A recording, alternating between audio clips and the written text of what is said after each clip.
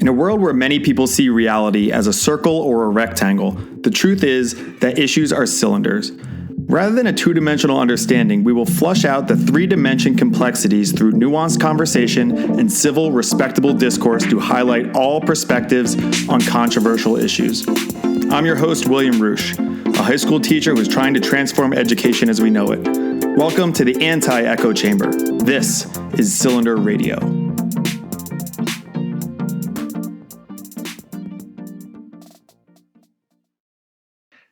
Hello and welcome to the next episode of Cylinder Radio. I call them episodes, sometimes I call them lessons. Today's lesson is on school safety, and my guest is Clay Banks. He's the co-founder of Haven Locke. So Clay, welcome to the show. Thank you for doing this. Tell us a little bit about yourself. Thanks for having me, Will. I enjoyed spending time with you and the kind of the pre-intro, great conversation. I'm glad to be here. My business partner and I, Alex Bertelli, started Haven Locke about 5.5 years ago as a residential company. We weren't focused on schools, even though that was part of our roadmap from the beginning.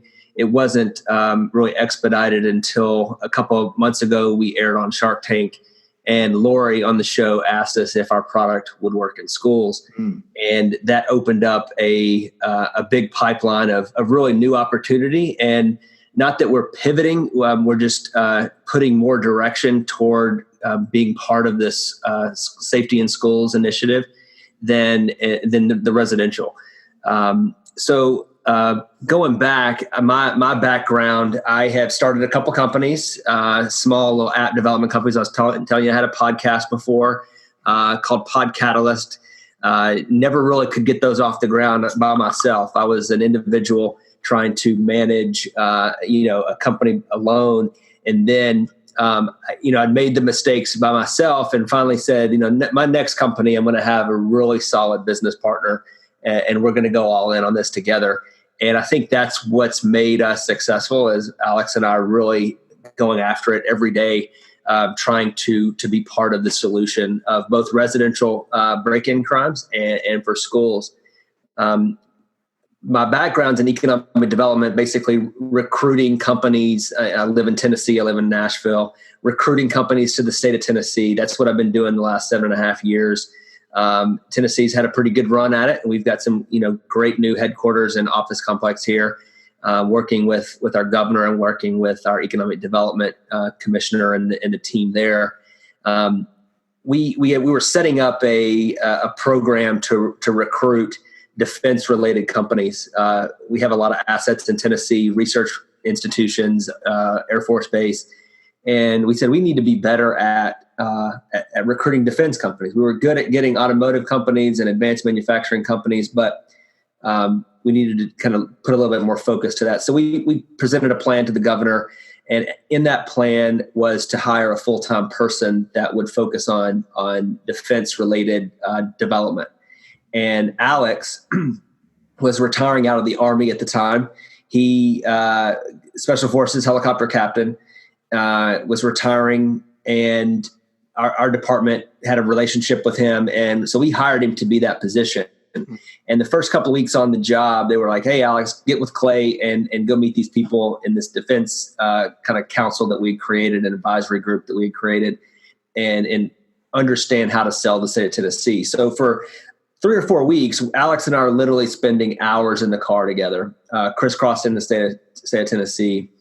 And at that time, that was 2014, my neighborhood had a break-in. I live in Williamson County. I think it's the 16th wealthiest county in the country. It's one of the top safest counties in the country. And I moved from right outside of Memphis, and coming here, have a 35-year-old man living with his mom, breaking into homes in the middle of the night, scared people to death.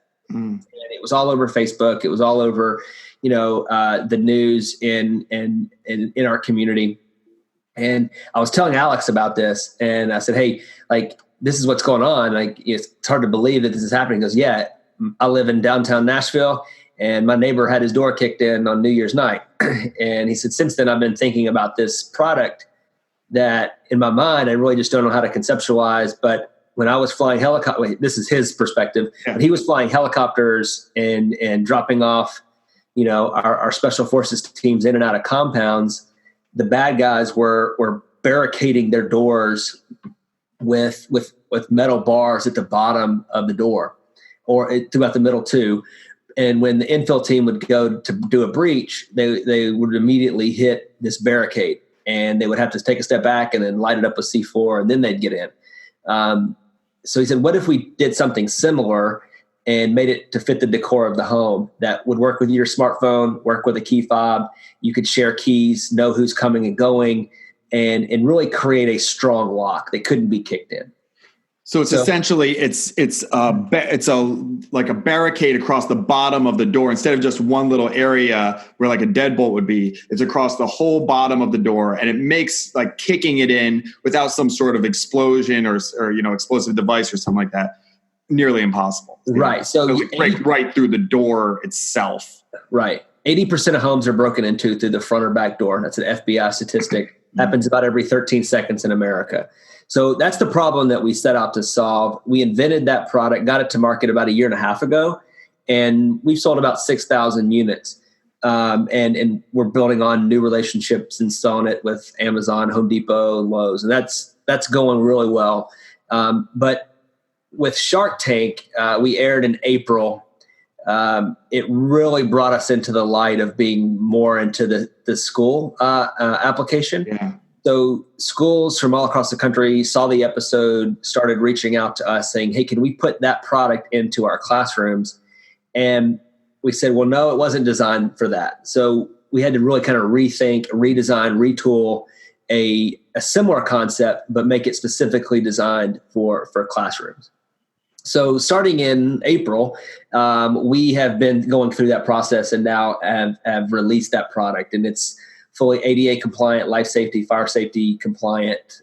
We've passed UL certifications by third-party testing laboratory, FCC tested, that kind of stuff. And, as now we're diving into the why behind this business, right? Like, I think I got a stat this morning. An investor of ours sent me a link to a CNN article. It was published this morning about how many school shootings have taken place in the last decade, and the headline kind of jumps out at you, right? In 10 years, we've had 180 school shootings with 356 victims, and that was just published this morning, a report by CNN, and we have some training protocols, and we look at video of specific incidences of school shootings and violence, and there's so much to the continuum of doing more than what we're currently doing, right? And it's everything from the psychology side of better identifying and treating that side, and having equipment and training on how to react in the event of an event, right? And we just see ourselves as a piece of that puzzle. We don't have the full spectrum and claim to be the one-all be-all solution to school crime and safety. But we can say, and we feel confident in saying that in the event of an active shooter situation, if classrooms could be contained better, faster, and report data better and faster, then we could save lives. And you look at some school shootings that have taken place where those deaths took place, the majority of them were in classroom settings. They could also take place in common areas such as cafeterias and stuff, but the students spend the majority of their day in the classroom. And I think that's where we can kind of be part of the equation at the classroom level. For sure. Yeah, this gets us into, the school safety aspect. Thank you for explaining to us kind of why you're here and what, why I asked you to be on the show to cover school safety, which is something I've wanted to cover for a while. So essentially you use some sort of like remote device, whether it's on your phone or something, to deadbolt the whole bottom, barricade the bottom of the door. So when we have a lockdown, we do lockdown drills at my school. They sometimes, you just like, you're supposed to just like lock the door. But sometimes it's just a little lock just on like the handle, which would be very easily kicked in or shot with a shotgun or something like that, God forbid. But when we talk about school safety, we do drills metal detectors, stuff like that. There's these mass shootings. There's just also just attacks that happen on school campuses and stuff like that. I guess to focus on like the cylinder for the podcast, what are the solutions being pushed forward? So we can kind of like hammer what those are. So it's, gun laws, but gun laws exist. And I don't want to, I've done one on guns. I'm going to do more episodes on guns. I think that everyone who's going to do a school shooting is going to break laws. So gun-free school zones and stuff like that. I think that's overly simplistic. But armed guards, arming the teachers, like those kinds of things. I own firearms. I've grown up around firearms and stuff like that. I don't personally, I could be my mind changing this, but I don't like the idea of teachers having guns. That makes me a little nervous. It's like, oh, Johnny, you forgot your homework? Well, rat-a-tat-tat. Like, you know what I mean? It gets a little scary. Plus just like having guns in the school, you forget to lock something up, kids get into things. I don't know if that's the best solution. It just devalues the sense of freedom that if you're in a school and having to have armed teachers, it just sets the wrong precedent. And there's so much layers of training that go into that just resourceful wise is out of the question.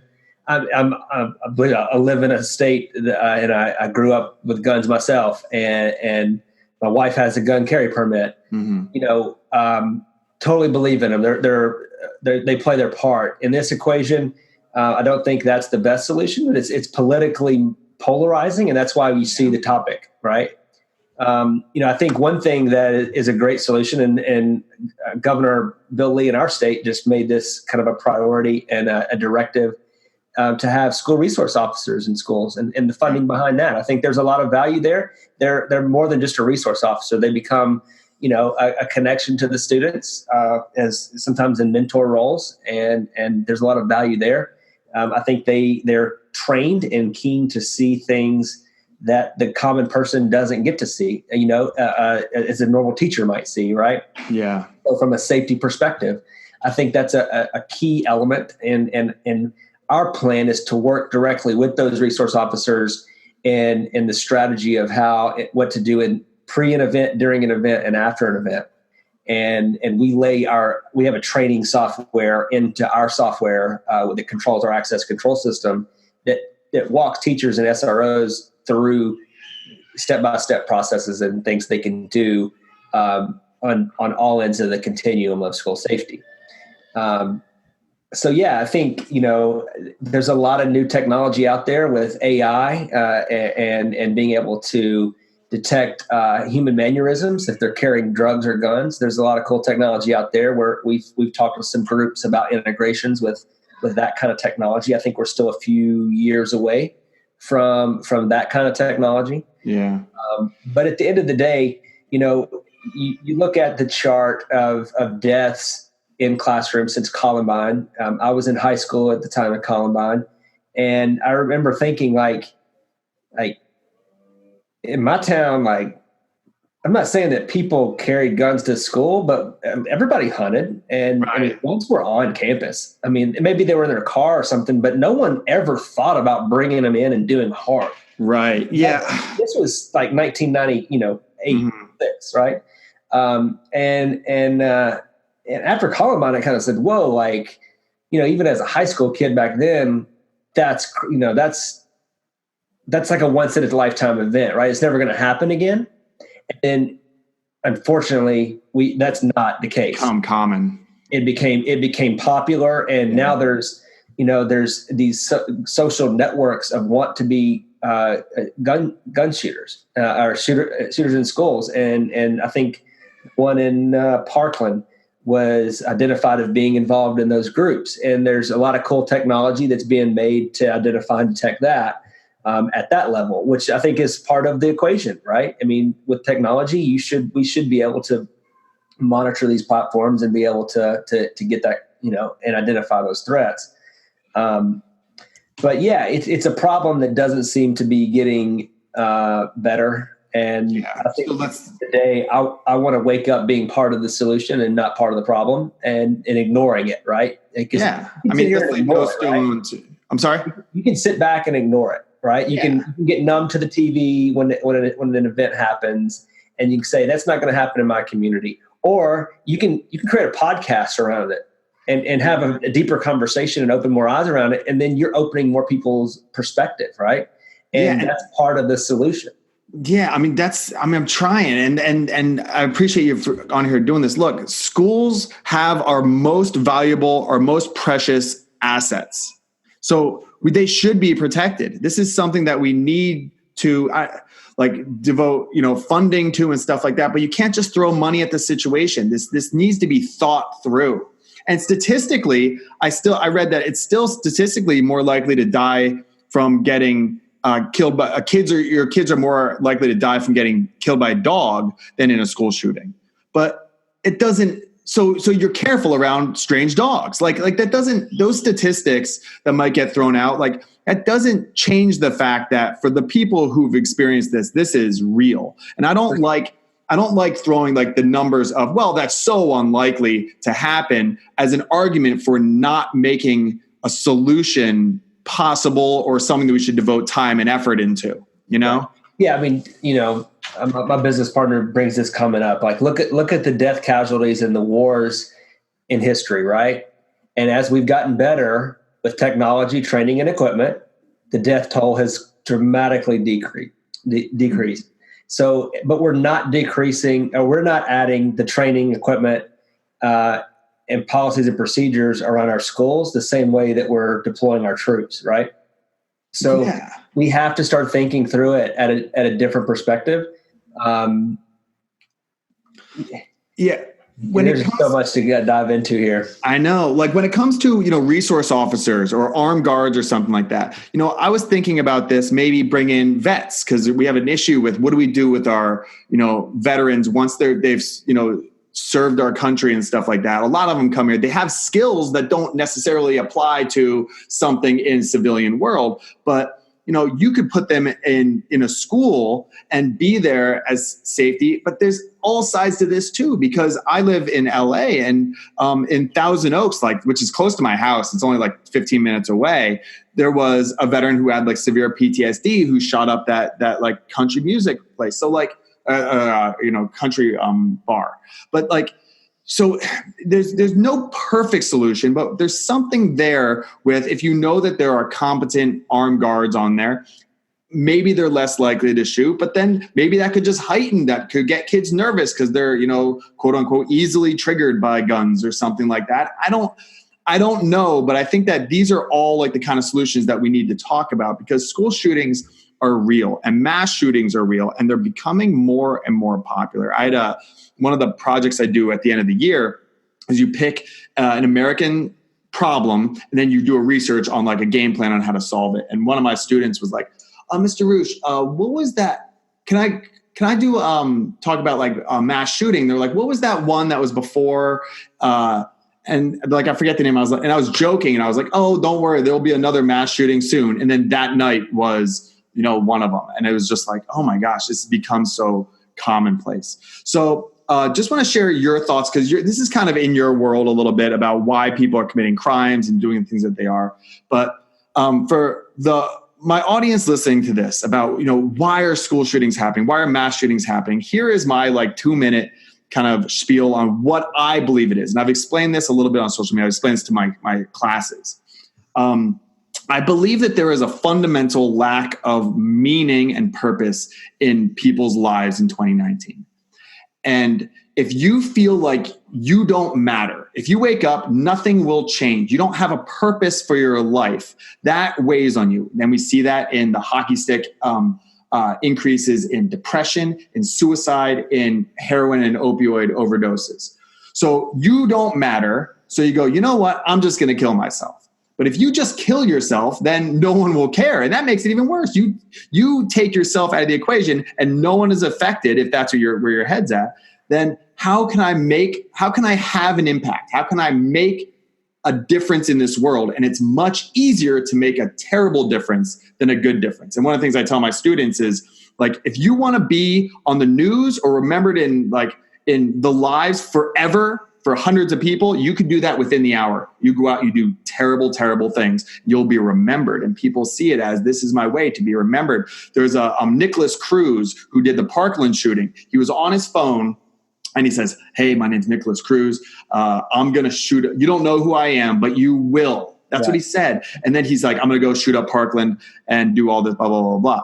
And the media buys right into it. They publish the names. They make little celebrities out, and they put the Boston Bomber on the front of Time magazine and stuff like that. And I think that's the lack of meaning and purpose, which I go into in this podcast all the time. Here I am again, is a fundamental part of this.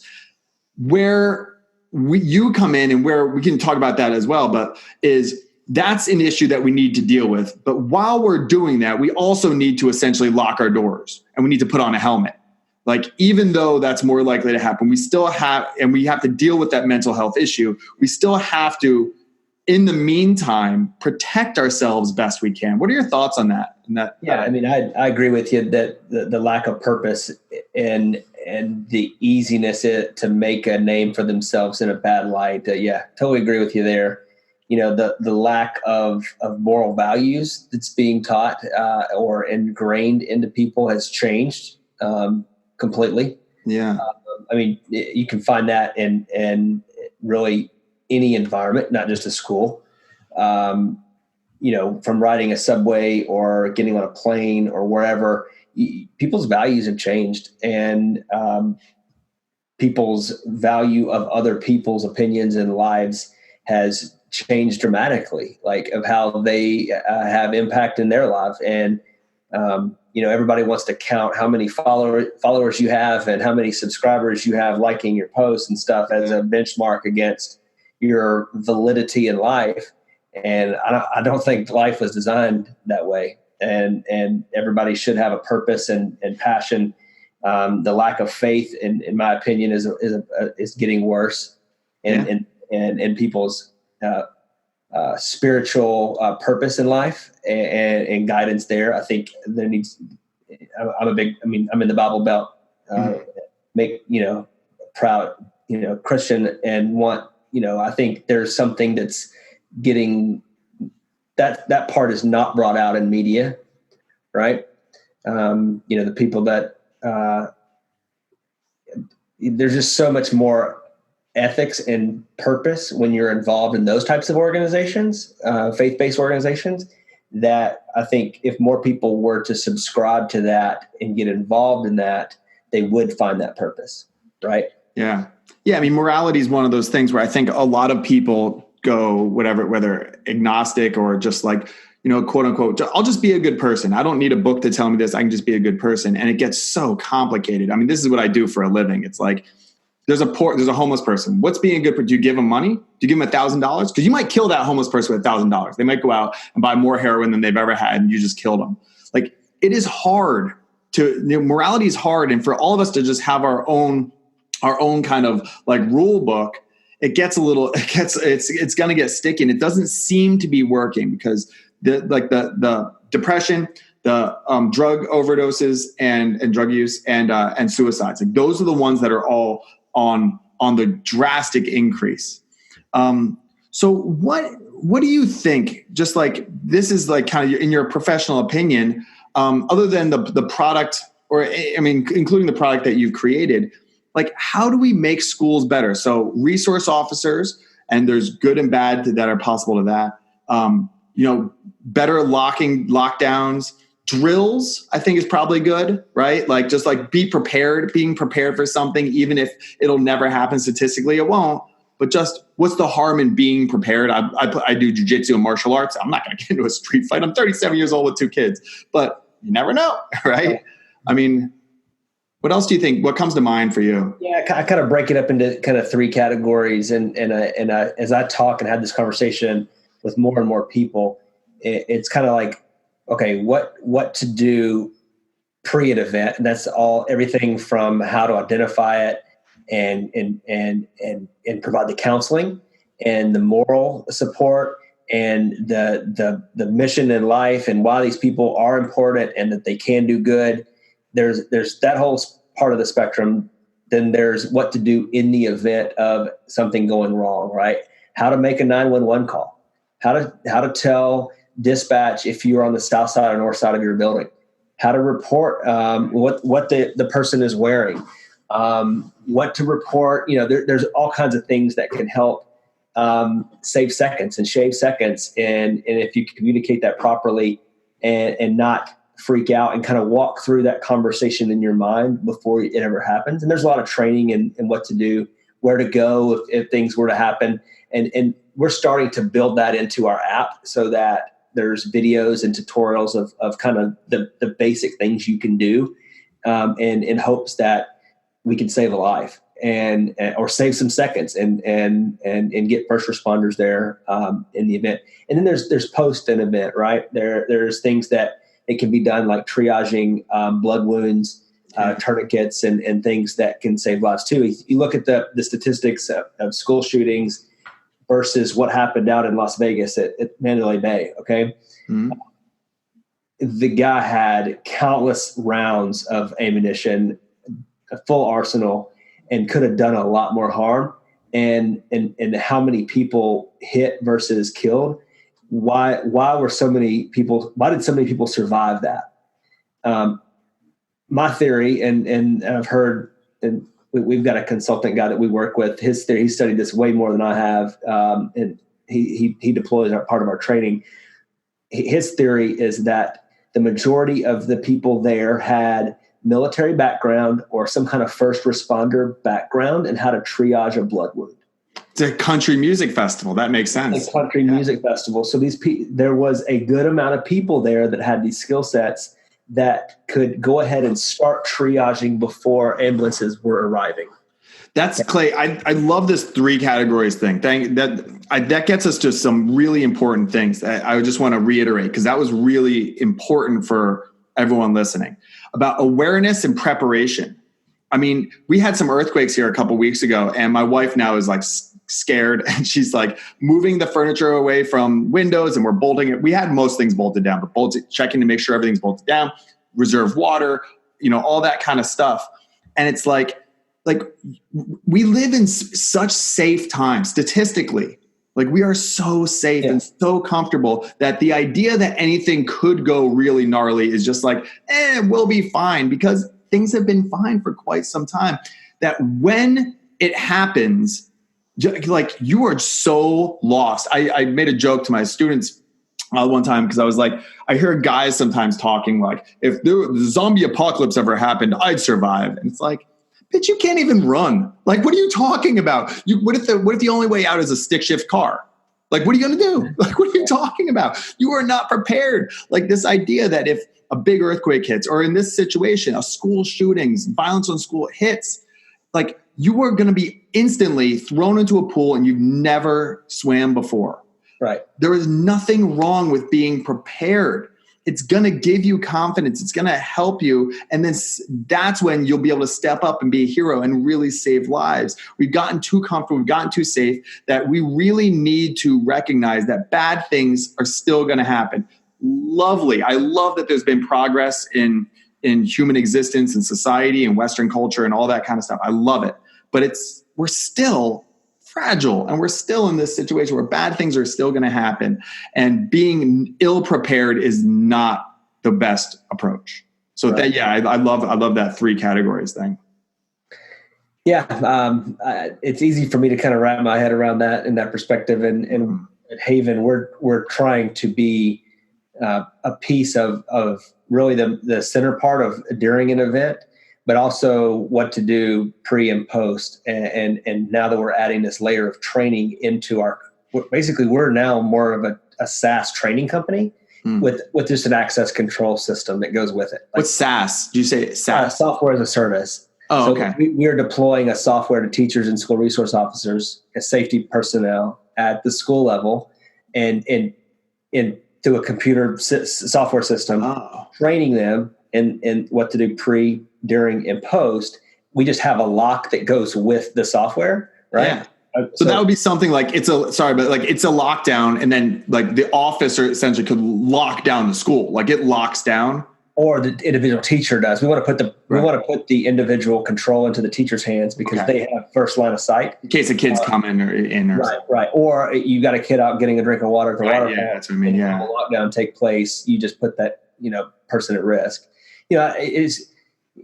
We don't send our troops into war without training, right? Yeah. We equip them very well. We could equip them better in a lot of cases, but in the event they are equipped and they're trained, and when they go into a gunfight, it's not the first time they've heard gunfire. Yeah. It's not the first time they've pulled a trigger. It's not the first time that they have walked through this mentally and practiced this mentally, and that's why drills are so important. But really going further into those drills, and I know that takes time out of the teaching lesson. But sometimes that time has to be a priority when it comes to saving lives. That's something that we're making more effort and strides into being able to be part of that training equation. Because if you have the equipment but you don't have the training, that's just like giving a soldier a loaded weapon to go say, hey, go. Yeah. Get after it. Or harm than good. Give you a false sense of security. Yeah. Save our country, and they don't even know, how to aim or point a trigger. Yeah.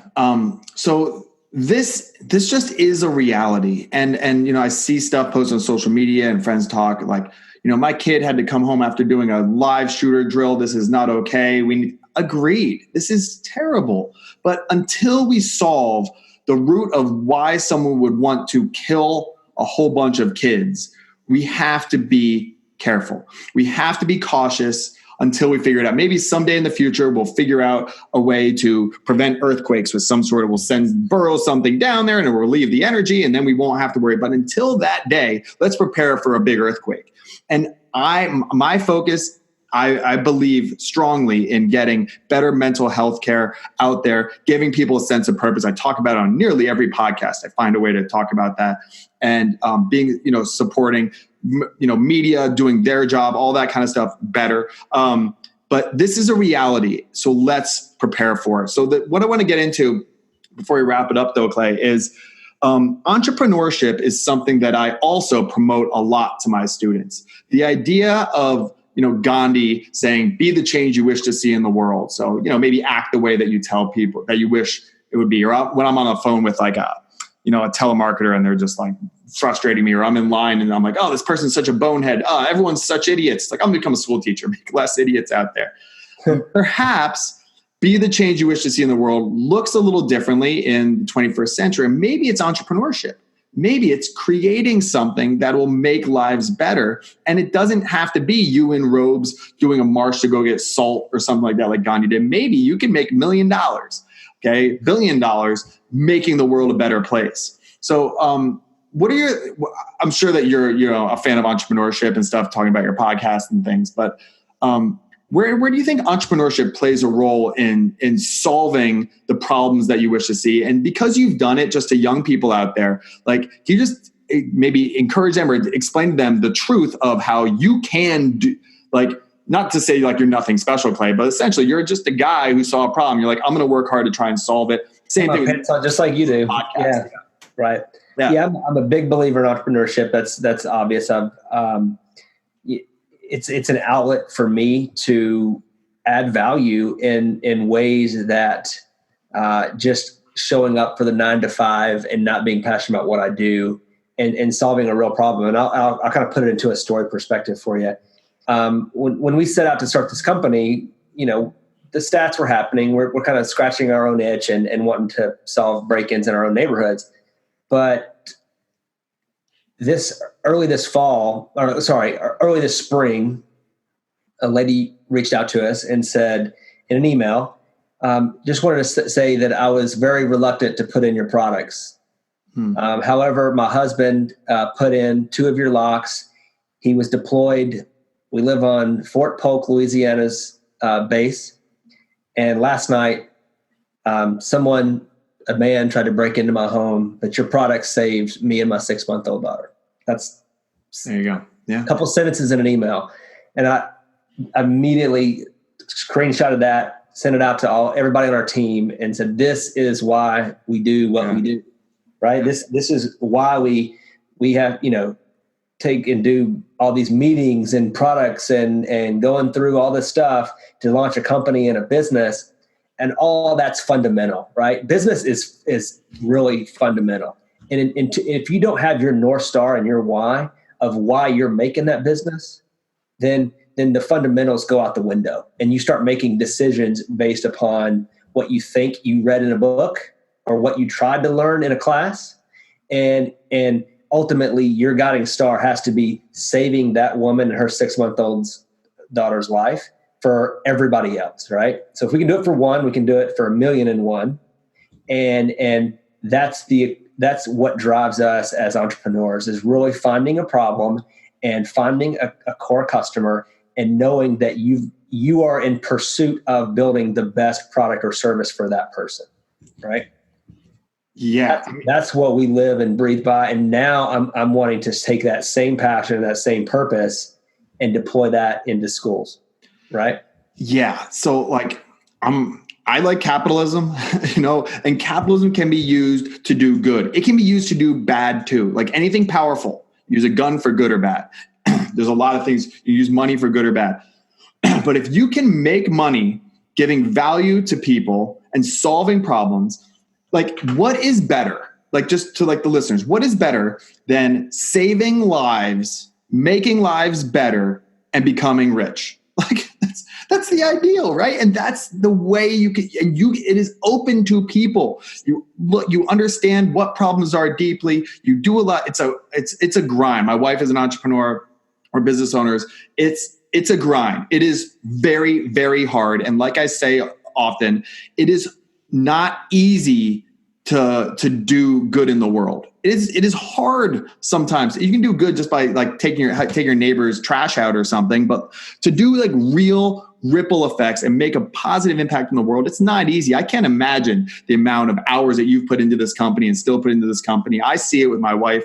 Like it's hard, but there's nothing more fulfilling and gives you more purpose, which goes full circle back to what I was talking about, than putting, what's the Teddy Roosevelt quote? Like, there's no better treasure in the world than working hard at work worth doing. It's so spot on. Right. Yeah. We all have 24 hours in a day. That's one thing we all have consistent, right? And how you maximize those 24 hours for the good is really what separates, the good from the bad. And I could spend my time watching TV or being on social media, and I don't do that stuff. Playing video games. I spend time with my family. I go to church and I build my business. Like let's focus on what that's just what I want to do. And that's where I want to be. I think a lot of times there's so much distraction out there with people saying, oh, I can spend 8 hours playing Fortnite and really create no value in the world. Right. To me, it's more about how am I adding value and being an impact on someone else, whether that's my daughter, whether that's my wife, whether that's people around me that my neighbor. That woman who wrote the email.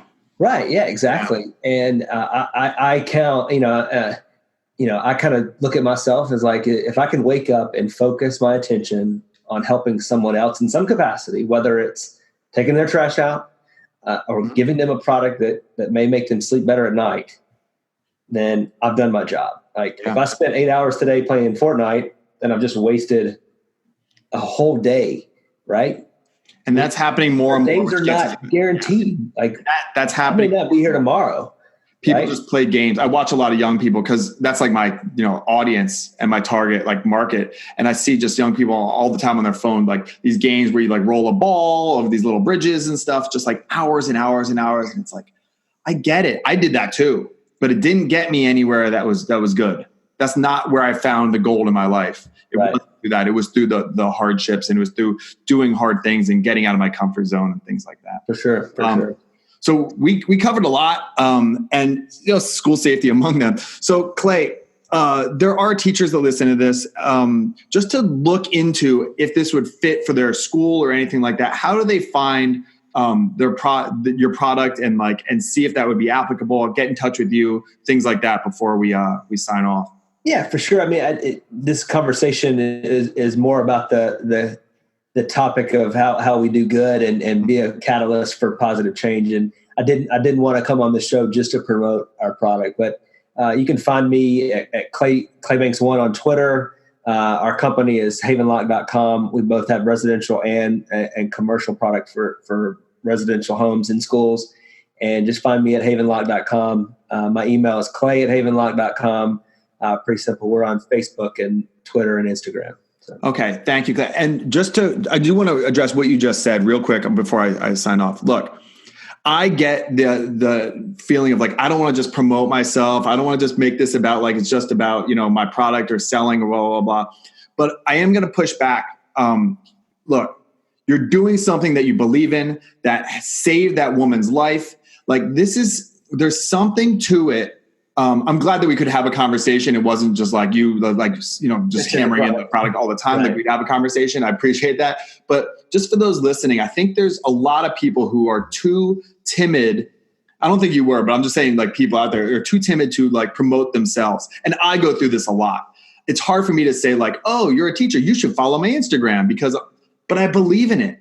And I believe that the more eyes that I have on what I'm doing, I believe it'll have ripple effects of good. I wouldn't be doing it otherwise. And I know that you believe that if more people, more schools, more individuals, more homes go and buy your product, that they will benefit from it. So for those of you out there, like you got to be a little I don't know what the right word is, just just blatant about like, hey, this is me. This is what I'm doing. I'm trying to do good. And here I am, and things like that. And that's probably advice more from me than even for you, Clay. But thank you very much. I appreciate you being on the show. I hope those of you at home listening got something from. We touched on a bunch of things. School safety, it's a complicated issue. Let's be prepared. Let's follow those. Be prepared beforehand, during, and after, and entrepreneurship. So Clay, thank you very much. Go check out Haven Lock, and I'll see you guys next time. Thanks, Will. I enjoyed the conversation, man. This has been Cylinder Radio. The success of this podcast and the educational revolution that I hope you will be a part of is dependent on those who find value in it. Please take a few moments to review us on iTunes so the show is more easily found. If there was a perspective on today's topic that was not highlighted in this episode, or you have an idea for an episode topic that you want to understand more deeply, please email us at cylinderradio@gmail.com. Follow me on Instagram @WillRusch, WILLREUSCH. Thank you for your support, and I look forward to the next one.